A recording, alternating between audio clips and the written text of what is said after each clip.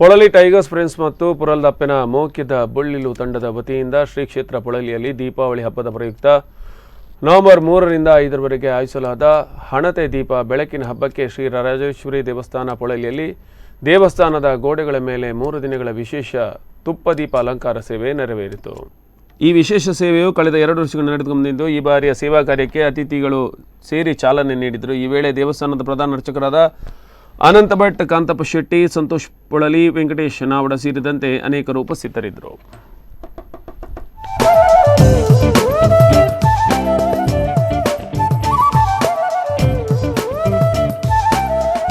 ಶ್ರೀ ಕ್ಷೇತ್ರ ಪೊಳಲಿಯಲ್ಲಿ ಆಗುವಂಥ ಯಾವುದೇ ಕಾರ್ಯಕ್ರಮ ಇರಲಿ, ಆ ಕಾರ್ಯಕ್ರಮ ಒಂದು ರೀತಿ ದೇವರ ಪ್ರೇರಣೆಯಿಂದ ಆಗುತ್ತದೆ ಅಂತ ನಮ್ಮ ಭಾವನೆ. ಪುರಲ್ದಪ್ಪದ ಮೋಕ್ಯದ ಬುಳ್ಳಿಲು ಎಂಬ ಸಂಘಟನೆಯ ಕಾರ್ಯಕರ್ತರು ತಾಯಿಯ ಸೇವೆಯಲ್ಲಿ ನಾವು ನಮ್ಮನ್ನು ತೊಡಗಿಸಿಕೊಳ್ಳಬೇಕು. ಪೊಳಲಿಯಲ್ಲಿ ನಾವು ಸಂಘಟನೆಯನ್ನು ಕಟ್ಟಿ ಕೆಲಸ ಮಾಡ್ತಾ ಇರೋದು ನಮ್ಮ ಭಾಗ್ಯ. ಅದಕ್ಕೋಸ್ಕರ ಪ್ರತಿ ವರ್ಷ ತಾಯಿಯ ಆಚರಣೆ ಭಕ್ತ ವೃಂದಕ್ಕೆ ಬಹಳ ಆನಂದ ಕೊಟ್ಟಿದೆ. ಎಲ್ಲರಿಗೂ ಕೂಡ ಆನಂದವನ್ನು ಉಂಟು ಮಾಡಿದೆ. ಭಕ್ತರಿಗೆ